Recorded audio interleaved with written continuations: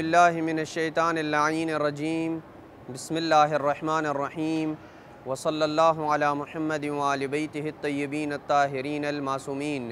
हरम मुतहहर अमीरुल मोमिनीन सलवातुल्लाहि व सलामुहु अलैहि से अपने मोमिनीन की खिदमत में मसाइल निकाह के साथ हाज़िर हूँ और सिलसिला गुफ्तगू असबाब तहरीम में है कि वो कौन से असबाब हैं जिनकी वजह से मर्द का औरत के साथ और औरत का मर्द के साथ निकाह करना जायज़ नहीं होता, जिसकी वजह से वो निकाह नहीं कर सकते। अगर करते भी हैं तो वो निकाह दुरुस्त शुमार नहीं होगा।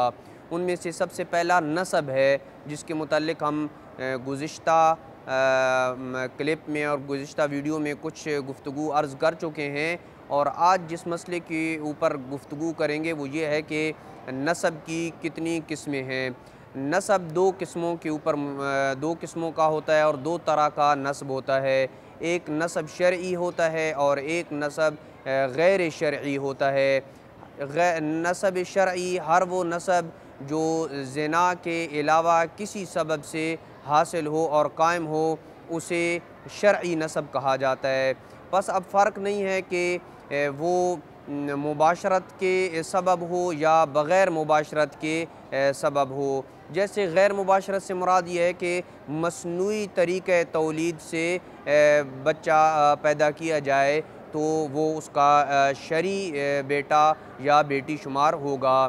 इसी तरह जो बाज़ औक़ात मुबाशरत ज़ाती तौर पर तो जायज़ होती है, लेकिन किसी आर्ज़ी सबब की वजह से मुबाशरत जायज़ नहीं हो जाती, हराम होती है। उस दौरान अगर शौहर अपनी बीवी के साथ मुबाशरत करता है तो उससे पैदा होने वाली औलाद जो है वो शरई नसब की हामिल होगी और वो हलाल ज़ादी होगी।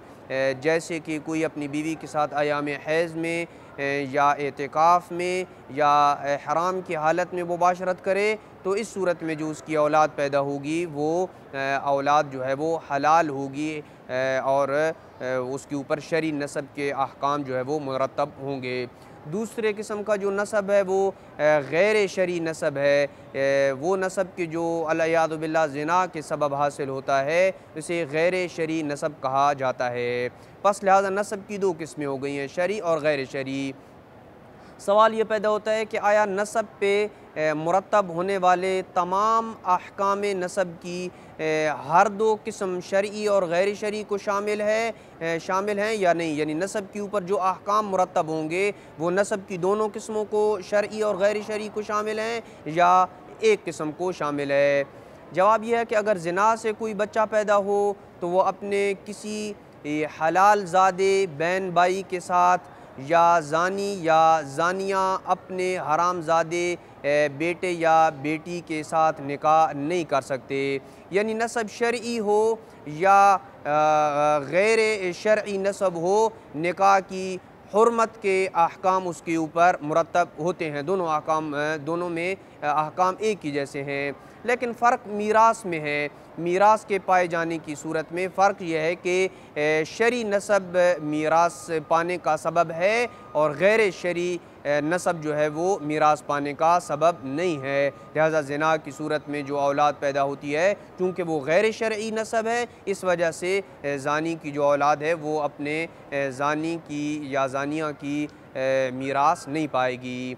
सवाल ये पैदा होता है कि वती बिशुबहा का लफ्ज़ आम हमारे मोमिनीन सुनते हैं, इसको बयान करना ज़रूरी समझ देता हूँ इस ज़मन में कि वती बिशुबहा से क्या मुराद है। इससे मुराद ऐसी मुबाशरत है कि जो शरअन दुरुस्त ना हो, लेकिन करने वाला उसके गलत होने से जाहिल है। और ये एक इंतहाई अहम तरीन मसला है कि एक शख्स एक ख़ातून को ज़ौजा समझते हुए उसके साथ मुबाशरत करता है, तो ये वती बिशुबहा है। और इसकी बहुत सारी हमारे माशरे में मिसालें हैं, जैसे कि कंवारी ख़ातून जो अपने बाप से इजाज़त किए बग़ैर भाग के किसी लड़के के साथ जो है वो शादी कर लेती है, कोर्ट मैरिज कर लेते हैं, ये शादी दुरुस्त नहीं है। इस सूरत में जो वो आपस में जिनसी ताल्लुक़ कायम करते हैं, वो मर्द इस औरत को अपनी बीवी समझ रहा होता है और बीवी समझ के इसके साथ मुबाशरत करता है, तो ये भी जो है वती बिशुबहा के ज़ुमरे में आती है। लिहाजा फ़र्क नहीं है कि वो हुक्म से आगाह हों या असले आगाह ना हों, असले मौजू से जाहिल हो, चाहे जाहिल कासिर हो या जाहिल मुकस्सिर हो, इस सूरत में जो वो मुबाशरत करेगा वो वती बिशुबा के ज़ुमरे में आएगी।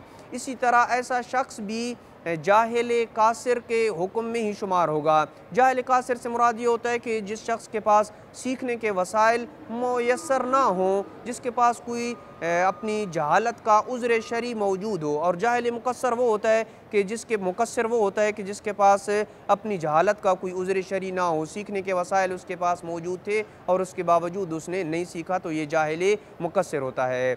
इस सूरत में ऐसा शख्स भी जाहिल कासिर के हुक्म में ही है जो मुबाशरत के जायज़ होने में किसी शरी तरीके पे उसने एतमाद किया था, लेकिन बाद अज़ां वो तरीक़ा शरी जो है वो गलत साबित हुआ, तो इस सूरत में भी उसका हुक्म जाहिल कासिर जैसा ही होगा, यानी वती बिशुबा होगी और उससे पैदा होने वाली औलाद जो है वो हलाल होगी, हराम नहीं होगी। जैसे कि इज्तिहाद, तकलीद या हाकिम शरई के हुक्म या वाज़ेह दलील की सूरत में उसने किसी खातून को अपनी बीवी समझते हुए शादी की और बाद में साबित हुआ कि ये उसकी बीवी नहीं थी या निकाह दुरुस्त नहीं था, तो इस सूरत में ये शख्स जो है वो मौरिद इल्ज़ाम नहीं है और जाहिल कासिर शुमार होगा।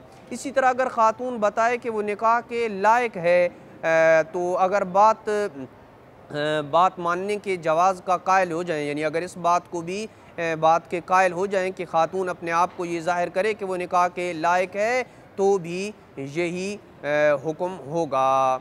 इसमें इस मसले की तरफ भी तवज्जो देना ज़रूरी है कि अगर कोई पागल या सोए हुए या ऐसे ही किसी शख्स की मुबाशरत के हुक्म के लिहाज से वती बेशुबा के साथ भी मुलक होती है, यानी अगर कोई शख्स पागल है या सोया हुआ है, वो किसी खातून के साथ मुबाशरत करता है जो उसकी बीवी नहीं है, तो ये भी वती बिशुबा के साथ मुलक होती है। लेकिन अगर इंसान नशे में हो और उसका नशा उसके अपने इख्तियार से मासियत खुदा करते हुए, जैसे कोई शख्स अपने इरादे और इख्तियार के साथ शराब पीता है और उसके बाद किसी खातून को अपनी बीवी समझते हुए या अल-अयादु बिल्लाह अपने और किसी महरम खातून के साथ शादी कर लेता है या जो उसके साथ हमबिस्तरी करता है, तो इस नशे के सबब जो हमबिस्तरी करेगा तो ये वती बिशुबा नहीं कहलाएगी। वसल्लल्लाहु अला मुहम्मदिन व आलि बैतिहि अत्तय्यबीन अत्ताहिरीन अल मासूमीन।